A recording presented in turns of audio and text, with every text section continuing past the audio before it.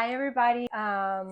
We are making this video because the day after Maduro was removed from power, Ernesto felt really strongly that he needed to share his perspective on what was happening for Venezuelans in the wake of Maduro being removed from power. So, in the days that have followed, we've seen so much, not only in the comments on social media, but on the news and from hearing from other people. And Ernesto just feels really strongly that he would like to explain some things that maybe Americans might not understand because many of us have no experience with Venezuela or with what it's like to live under a dictatorship. So, Ernesto, what do you think it was that you saw after Maduro was removed from power that made you feel like you needed to speak up? I think first of all, and most importantly, is the amount of misinformation. I was shocked that what I was reading was not aligned with the sentiment of a country that was being under the regime for 27 years. So So, you felt that what you were reading in the news yeah. or seeing on social media hmm was not representative of how Venezuelans feel. How so? Well, I have still people living in Venezuela, Mhm. and what I have been sharing with them before and after Maduro is very aligned with what Venezuelans as a country feel. But what you read outside of the country is something totally opposite to what's really happening and what really happened. So one of the things that I was reading that shocked me the most is that Venezuelans want Maduro back. I don't So think. you're Yeah, seeing some news sites that are yeah, suggesting that Venezuelans are upset that Maduro was taken out of power. totally. And that's not what Venezuelans really want. They are Mm, very happy with what happened. They yeah. might be struggling right Hmm. now, understanding what is coming, which is normal Right. after being under a regime for Right. 26, 7 years. But at least a lot of people are starting to realize that there is hope. It's going to take time, but we know that Right. what's coming is going to be for the best. Yeah, and Yeah. it's been several days now since Maduro was taken out of Yeah. power, and as you just said, a lot of our family and friends who are still in hmm Venezuela are a little bit scared right Yeah. now. Why is that?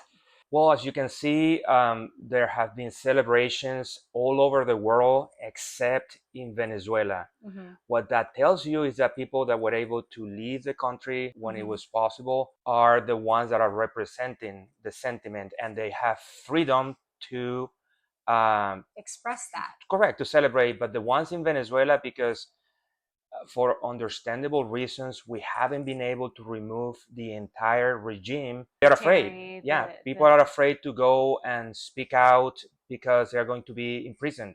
And this is not something that I'm making what up. would happen to people in Venezuela if they made posters and went in front of the palace and started protesting? Straight to jail.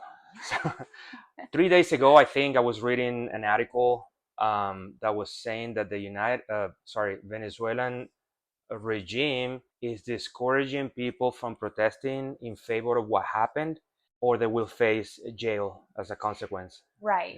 Yeah. So, unlike here, you Mhm. can't just go out into the streets and No, peacefully no, protest. you are not allowed to do that. Right. Yeah. What other consequences might they face?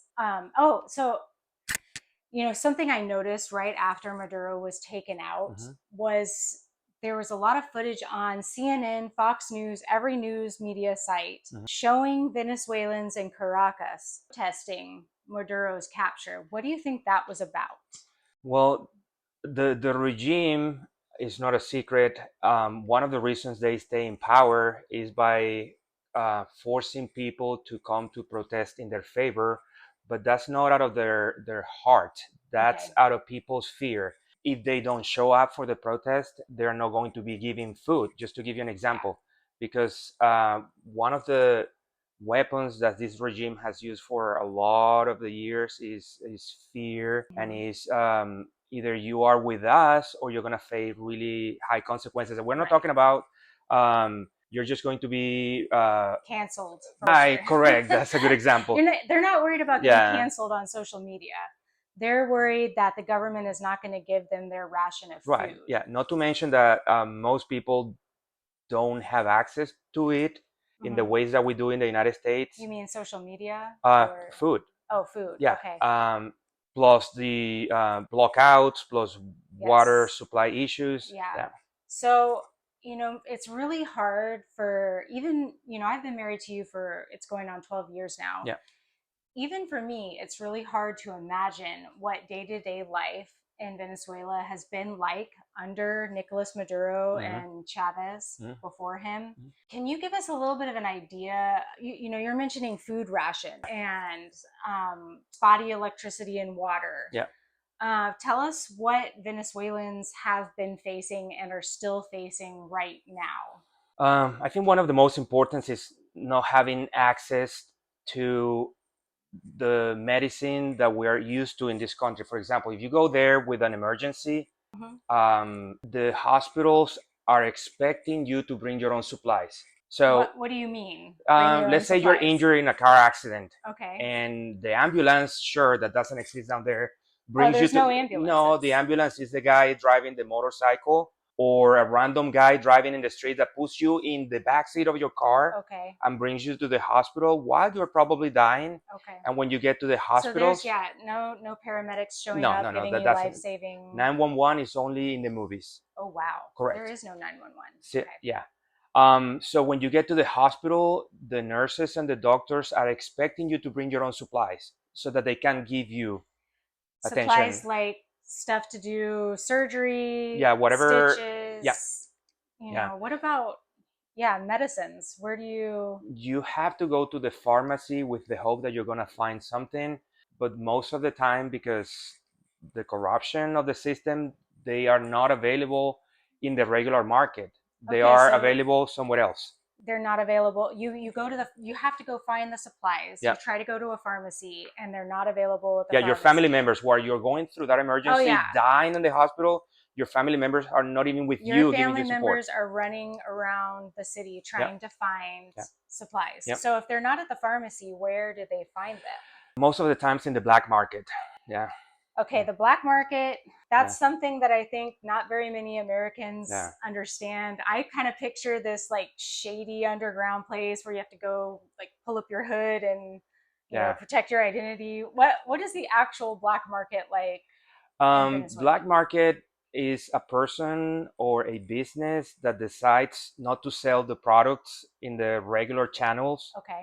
out of greediness. Okay. Because let's say that they have five, I don't know, injections of insulin, Okay.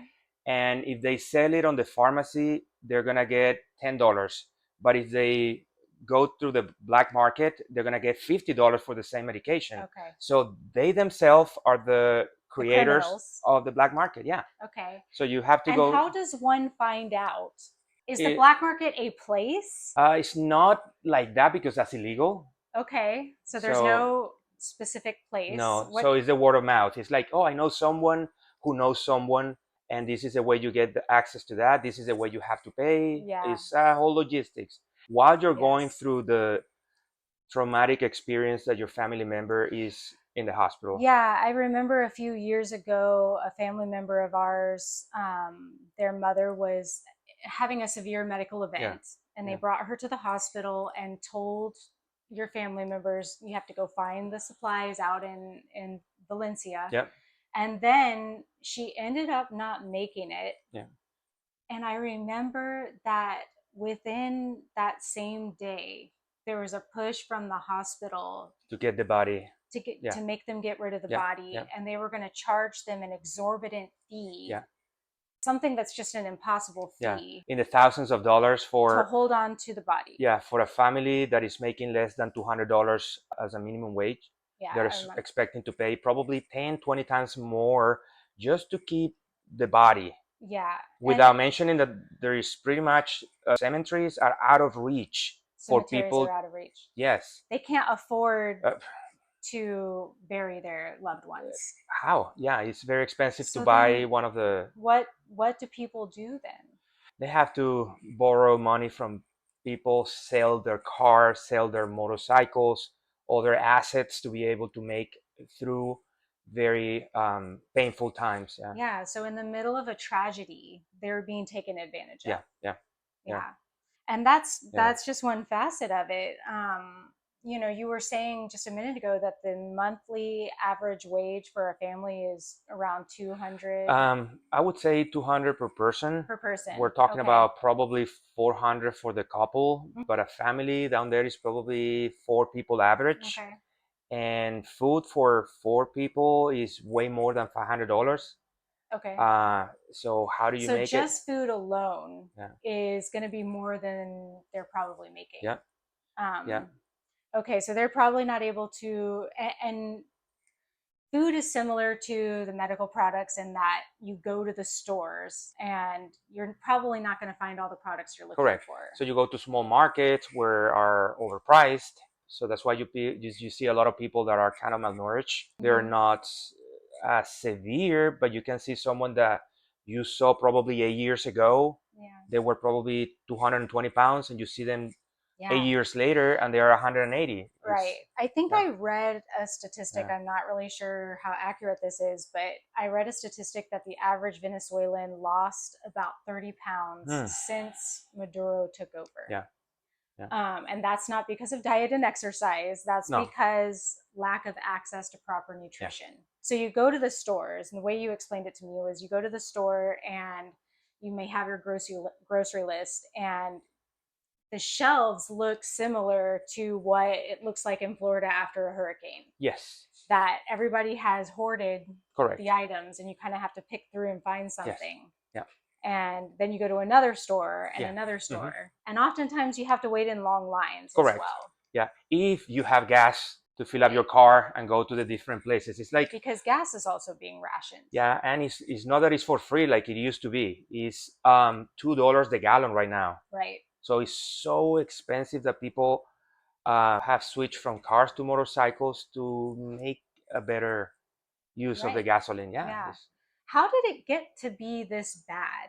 Um, I honestly believe that because of how corrupted the regime is, that brought down to destruction the main income Of providers, Venezuela. yeah, like the oil industry, private industries, they took over a lot of them and destroy them, and now they don't have any sources of income that are legally, Except, yeah, yeah. so there's some legal sources of So they income. need to further squeeze the society by Mhm.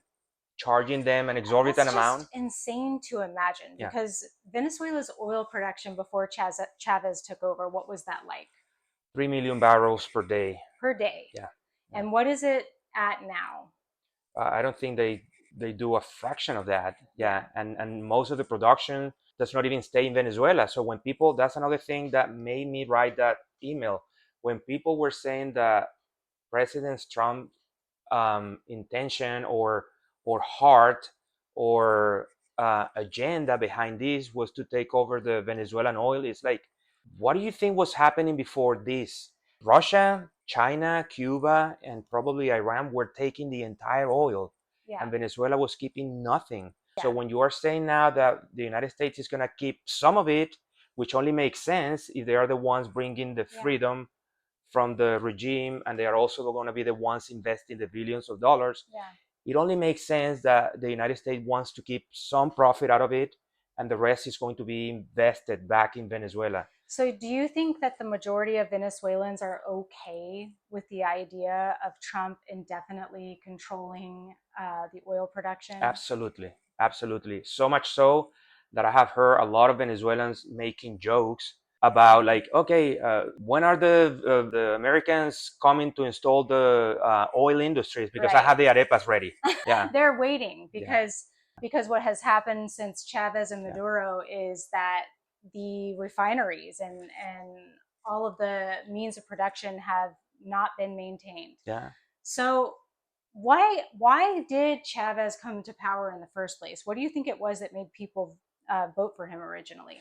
Well, his speech of socialism was the like the McDonald's cheeseburger. Okay. It's like, I am going to reduce the prices of housing I'm going to make this for free. I'm going to pay for that. What did he say he would give the people for free? Um, Energy Okay. is almost for free. Yeah, I remember when I met you that you said a bottle of water was more expensive than a full tank of Absolutely. gas. I remember I used to fill up the tank of the equivalent of a Ford F-150 for 97 cents. 97 Yeah. cents. Wow. But you will get a bottle of water and you will pay a dollar and a half. Yeah. It's like, what? Yeah, that's and not energy a. in your house was also Yeah, you pay, I don't know, subsidized. $10, $5. Yeah. Same What is with else? water, education. They were gonna Okay, forgive education. student loans. It's like pretty much the same script that you hear from most socialism. Right. That they're saying, I'm gonna reduce the price of this, I'm gonna control the price of that, I'm gonna provide you with Yeah. this. So when you start offering those things and you are in a situation of need, it sounds like too good to reject. So they told the people that they were going to get all these things for Mm-hmm. free. And who did they blame for why things were bad at the time? That's funny that you mentioned that, because that's another thing that is part of the script. It's like a franchise that all the socialism. I have to go to school and learn the Yeah, script. this is what you have to say. First, the reason we are this bad is because of the United States. They all do and say the same thing. Well, and I'm sure some regimes pick other people to blame, depending on whoever the wealthy nation or rich group is bad, is. poor is Rich oppressed. is bad, poor is good, Yeah. and that the rich need to be taken responsible down for and all of their wealth given to the government to hand out to the people. That's exactly right. Okay, well, how did that play out in reality when Chavez took over? He did start out by giving free things to everyone. That's correct. So people start, for the first couple years, believing that they are living in a dream. Right. This is the best president ever. Right. Look at what he's doing. And next thing you know, that comes at a price. At first, it is out of the goodness of our heart that the government is doing this because socialism is good. Yeah. And you start believing that lie. But after several years, when you start seeing power being consolidated, yes, electricity being cut off every couple days because maintenance is not taking place, because the government is in charge of managing absolute control and money. So because humans are humans, they're corruptible. And instead of investing money in fixing the electrical system, they start stealing money. So, for example, here in Orlando, we have Duke Energy, we have the Orange County Utilities, but in Venezuela, after Chavez took over, there was no more Duke Energy or no, it was all one. It was taken over by the government. Yeah. And what you're saying is as they took in the money from the oil and from their other activities, whatever those might have been. Yeah. They were not taking that money and then using it to keep the infrastructure updated or improved. No.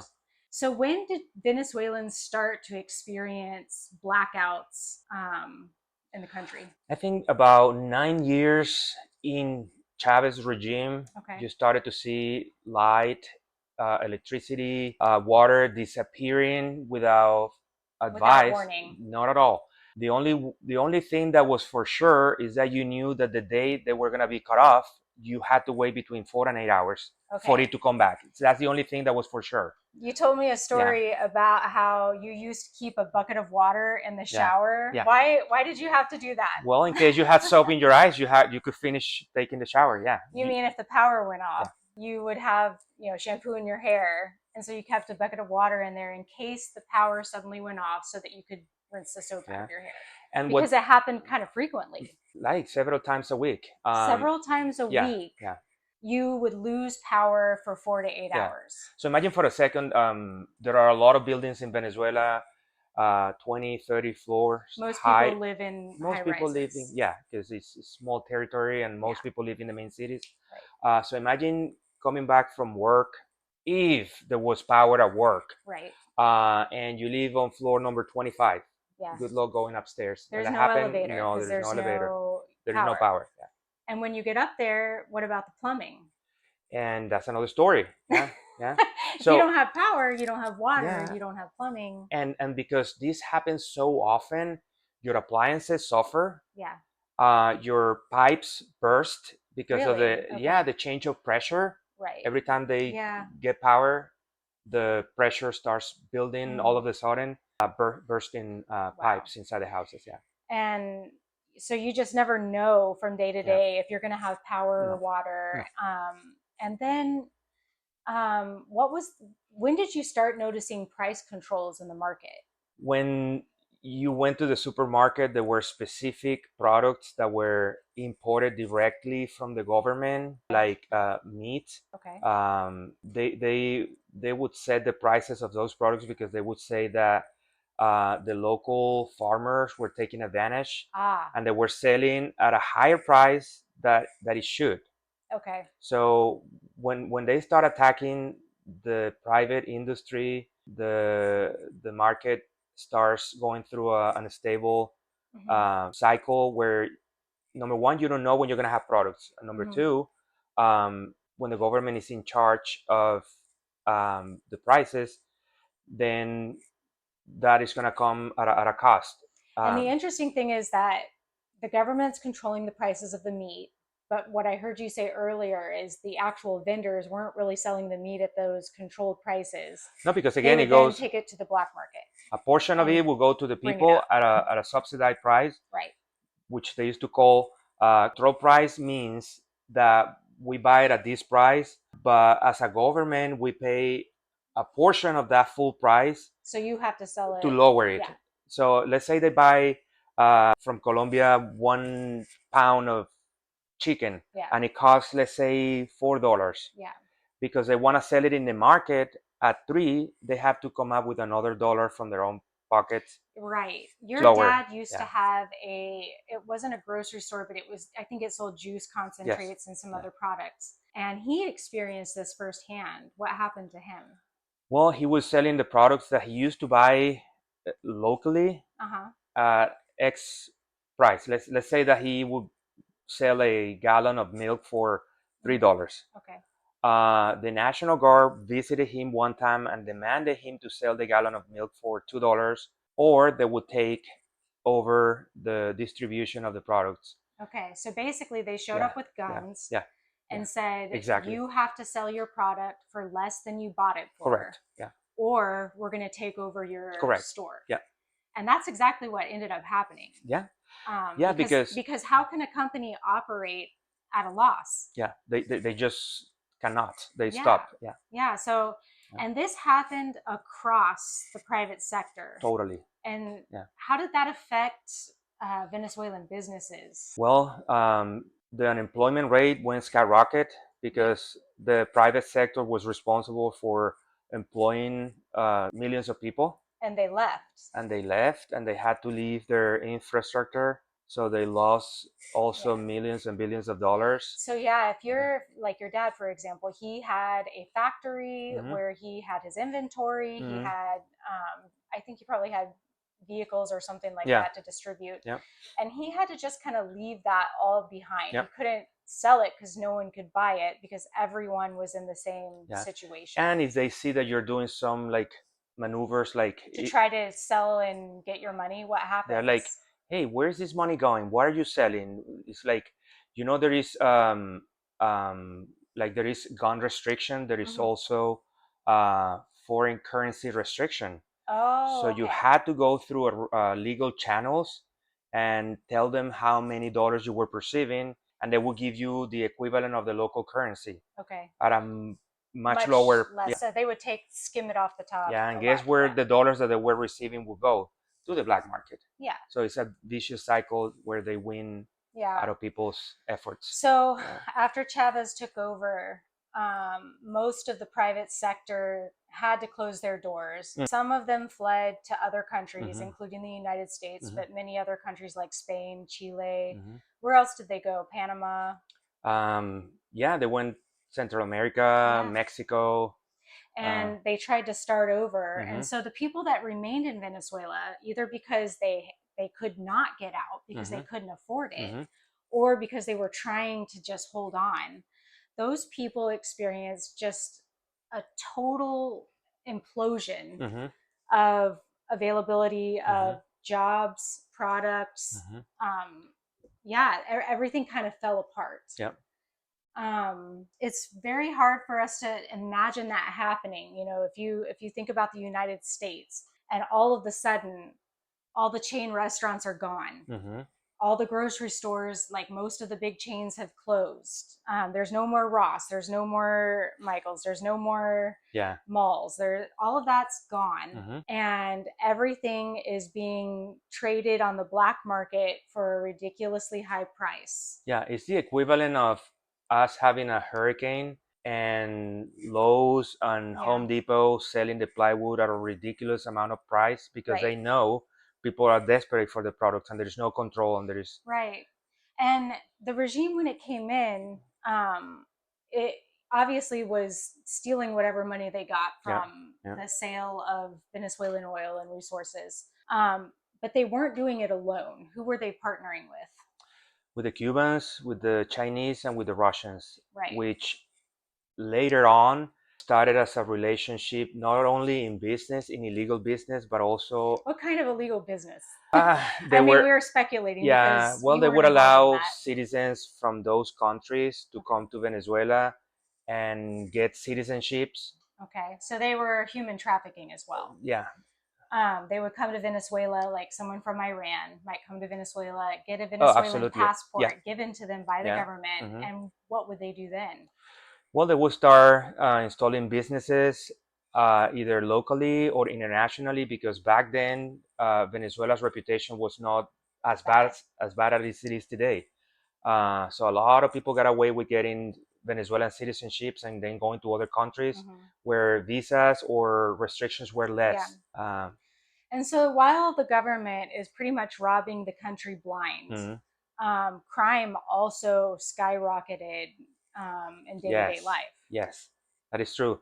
So much so that there were people, I think I told you this story of the guy that used to save money every year for when they were going to kidnap him. So he would save money every year. He had to budget for Yes, his own correct. kidnapping. And then I asked him, well, no, he asked the bad guys. He's like, let's do this. Let's do this like in the old times where I paid them up money Yeah. for protections. And the guys were like, no, we need to make this real because we're going to lose credibility in front of the other So he wanted to gangs. skip the actual kidnapping and just pay them up Yeah, front. And they're yeah, like, no, no, no. We no, got to do the yeah, whole dog and pony show. yeah, We got to kidnap you. yeah, Sorry, this is yeah. just the way we do it. Yeah. Until it got so bad with Maduro that even the bad guys were not in the country anymore because there is nothing to rob. People are so poor that they were now exporting their It got criminal activities to other countries, which it I got feel bad so for. bad Yeah, that the criminals were like, there's no one left to rob. We yeah, should go somewhere yeah. else. Wow. So that's why other countries in South America are so skeptical of receiving Venezuelans because the A lot of criminals criminals, yeah. want them to cause Problems unrest. elsewhere. Yeah. Why, if something happened, why would people not call the police for help?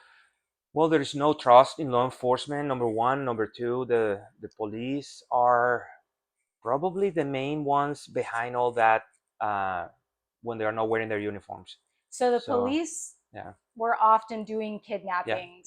They were yeah, often robbing. They yeah, were part of yeah, many different types of yeah, criminal activities. yeah. And in their mind, they're just existing because the Yeah. government was so corrupted, so unfair in terms of how they pay and treated their employees, which is the Hmm. law enforcement, that pretty much told them, "Hey, I'm not gonna pay you anymore. You go find your way."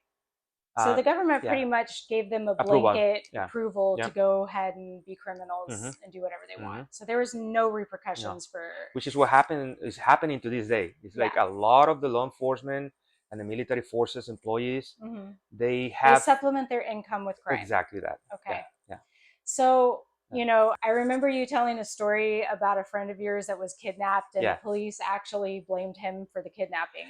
yeah. Because that was early on Chavez regime. Uh huh. That economical situation was still not that bad because a lot of the money was still injected in the economy to make people feel happy about Hmm. socialism. So he was driving a Forerunner. He was kidnapped, and the police was like, "This is your fault. You're so stupid for driving this nice of a car in this climate. So it's your fault Mm-hmm. because you drove a nice car, Mm-hmm. because wealth is bad, It is totally bad. and you were just deserving of You that. were calling for attention. You You're need to calling for be under the attention, radar. so you Yes, deserve to be kidnapped. totally. Yeah, Yeah, so you can't go walking around in Venezuela with a phone, that's another one. with a I remember wedding ring in riding a public transportation, you know that you cannot use your phone on because the it's going to be bus. taken from you. Okay. So what a lot of people did, they would just not use it. They would put it in their pockets. But the bad guys started turning on their Bluetooth and walking next to people, and whoever they saw they had a Bluetooth on, they would say, "Give me the phone. I know you have it Wow. in your pocket." It's like, Wow. So mm, they were like, that they were detecting where you were hiding your mm, phones. yes, And I remember when you first came here, you had a decoy wallet. yeah, yeah. So a lot of the times you're sitting on a red light and someone, I don't think now as much anymore because again, The criminals criminals were have exported. already left. But before that, during Chavez, you were sitting on a red light, and out of the sudden, you have a guy with a gun knocking at your window, telling you, "Give me Right? Give your me your phone, give wallet. me your Yeah. wallet." So I will have an extra wallet with only bills to Yeah. give them when they ask me for that. So that you could Save my documents. save your Yeah, like license and all of exactly. those Yeah, things. yeah, Wow. yeah. So when you see headlines like Trump is extorting Venezuela for oil, how do you feel? That people don't understand that I would really love people to do more research and not come up front and give their opinion if they don't have the experience. Right. Listen to the people that have gone through that, number one. Number two, he's not doing that to regular citizens. He's Yeah. being firm with criminals and demanding Yeah, them to he's do not what is right. extorting a No. legitimate government. He's On top of that, extorting yeah, a narco state correct. Which, that by the way, accomplished what Pablo Escobar wanted to do in Colombia. a crazy thought. Mm-hmm. Pablo Escobar wanted to create a narco state. He wasn't successful, but Chavez and Mm. Maduro were able to do it. Yeah, Pablo Escobar on steroids. Wow. Yeah, That's an interesting way to yeah, think about yeah, it. yeah. Because what we're seeing right now with the intervention of the United States is we are really seeing order brought back. Yeah. We're seeing someone being firm finally against the criminals. Yeah. We're seeing that someone is asking, please stop, let's bring Yeah. order back. And we're for the first time in 27 years seeing people hopeful and celebrating. Would Uh, you prefer that immediate elections were held and the Americans did not keep their presence in Venezuela? no, I think we need to be actually, in my opinion, um, thinking more long term. If we're going to have the oil industry establishing back in Venezuela, which is going to bring a lot of investment, we need to make sure that it's not sabotage. It needs to be It protected. needs to be protected. And that's going to take years to rebuild. Yeah. And the minute you leave, if you don't have a clean cut of bad guys in the country, you're going to have some unrest again. So So you're worried that if the United States immediately held elections and then said, okay, see you guys later and left, yeah, that the criminals would just come back and take absolutely. over? Yeah.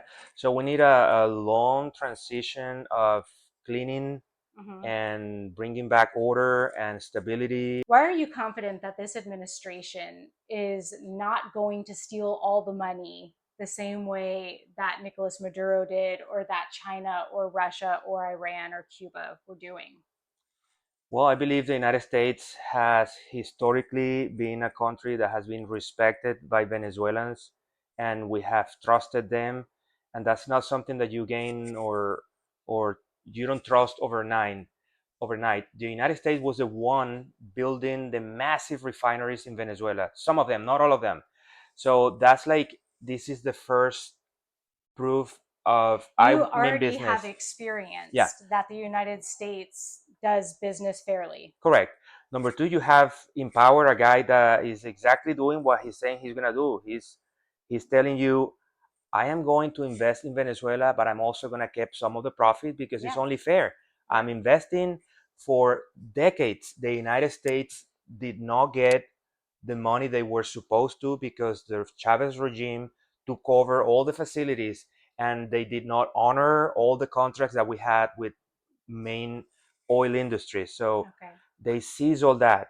Yeah. And if you translate that to today, over 20 plus years, Yeah. we're talking about a lot of money. Oh, yeah. Yeah, Wow. yeah, So, and it's not to say that you give Trump blanket approval for everything he does or yeah, that you think that he always behaves the way he should. yeah. But in this case, you're very firmly supportive of what he's done so far. Yeah, it's like the example I gave on Facebook. When you have a man abusing his wife and his children for so long, it doesn't matter uh, who comes and help. You're gonna be forever Grateful. grateful for that. And to be honest, if this thing that President Trump did today would have been done by Biden's administration, we would have loved Biden.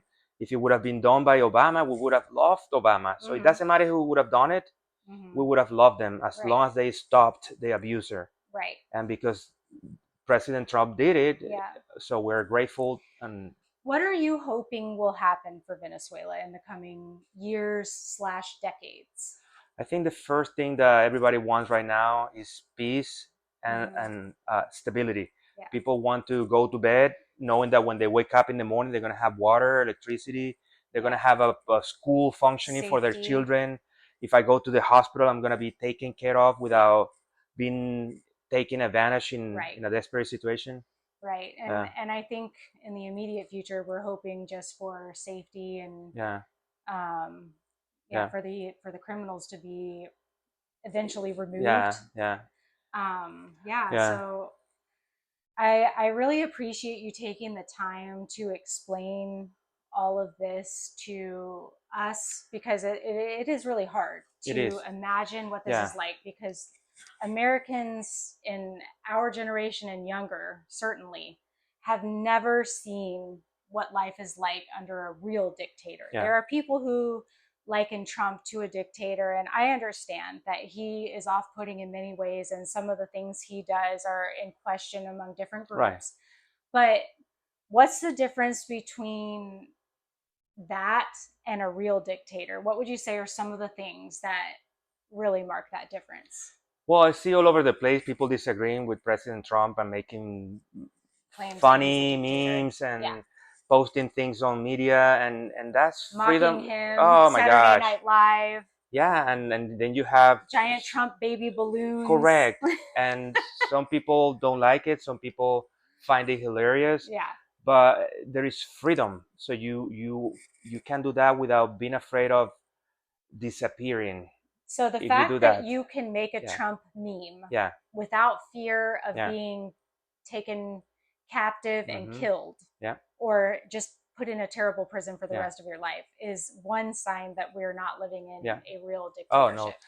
people when they say that Trump is a dictator, they have absolutely no idea what they're saying. We Mm-hmm. have one of the most beautiful countries in the world by far. We have our problems in the United States that are part Yes. of a normal society. And corruption. I think we can Absolutely. all Yeah. admit Yeah. there's corruption on Yeah. both Yeah. sides of the Yeah. aisle Yeah. in the United States government. Yeah. And I really do hope that actions are taken Yeah. to Yeah. get rid of a lot of that Yeah. corruption. But I guess what we're trying to say here is that we're really fortunate with what we have, Yeah. and that Absolutely. compared to many other places in the world, Venezuela right now, but many other countries in the world are under a real dictatorship. So Yeah. when that word is thrown around here, it I'm sure it must be hard for you to hear that and not get Yeah. frustrated. And one last example I don't want to forget is, do you remember me telling you that I registered on the embassy Mm-hmm. webpage for Yes, you registered with the because we were planning to go on a family visit vacation? Italy. Yeah, Yeah, so I registered on the embassy webpage to get notifications about what was going on in those right, countries, just to be prepared. right. And this morning, I got an email from the embassy in Italy, I think specifically in Rome Rome, saying that they were planning. scheduling Yeah, a protest in favor of Venezuela and anti American. What does that mean? yeah. So and then I did further research. It's like, wait, what is it? And they also said that it was expected to we were expecting 1,000 Venezuelans to participate. So when I was reading further research, I was like, how many Venezuelans are actually in Italy, and how many in out of Italy are in Rome? And I think I read something like there are only 3,000 Venezuelans in Rome, and 1,000 are going to participate in an anti-American protest because of They what's want going on in Maduro. Venezuela. Yeah, I'm like, this couldn't be any more fake. Number one, this is not real Venezuelans, because to protest at that level, you need to take off work, you need to do sacrifices, logistics. And when Venezuelans leave their country because they are desperate for their life, all they want is peace, work, and have stable life. Yeah. And protest does not represent the sentiment of And the it would be country. strange if they had to flee their country because of Maduro, And now they're going to be exposing themselves in another country. exposing themselves another to protest his arrest. It doesn't make it. It really just doesn't make Imagine sense. the Italian country, I'm sorry, the Italian authorities are going to say, wait a second, you escaped your country, I gave you asylum, and now you're protesting because you Right. want the dictator you So escaped from back. from a Venezuelan perspective, It you doesn't think make it's sense. highly unlikely Yeah, that they would actually do that. absolutely not. So you think that somebody may Well, I'll be give you this example. not In the telling. videos that you have seen in Venezuela of Venezuelans demanding Maduro to be back, you don't see 200 people Yeah. in Venezuela. In Venezuela. You Yeah. much less are going to see 1,000 in an European country Yeah. that gave you asylum. And as you said earlier, most of the people who are attending those protests are so desperate that they don't have jobs, they don't have access to dollars. Maduro's regime has been giving them a ration of food, a ration of gas. They're not going to risk losing those rations. So they're going to show up Correct. for that protest, not necessarily because they really love Maduro, Yeah. but because they can't afford to lose That. what little support they have. Correct. Yeah.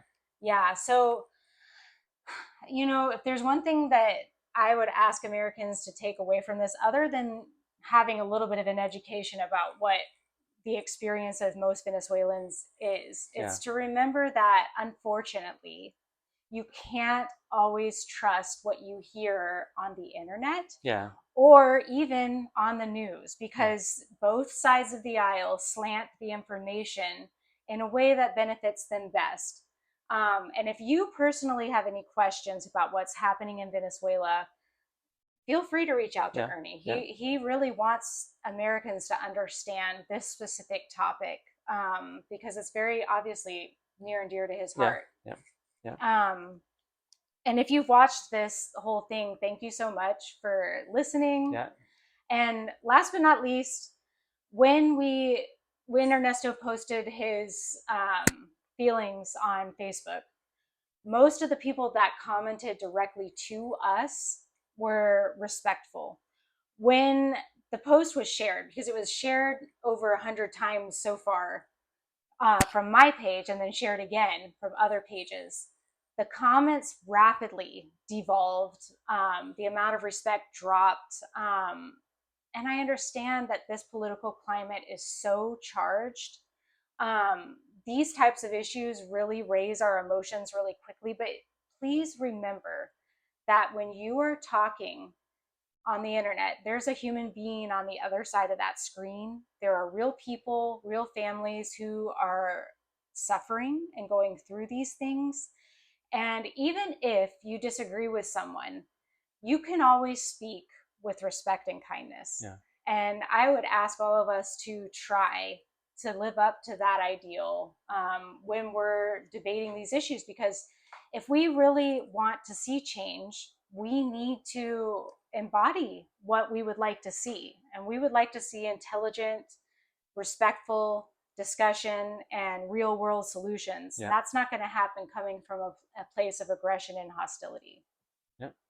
So, Well, thank you again. thank you so much for allowing me to talk this out with you, my best friend, my wife, my partner. It means a lot to me that I can speak out and have someone that understands better than anyone.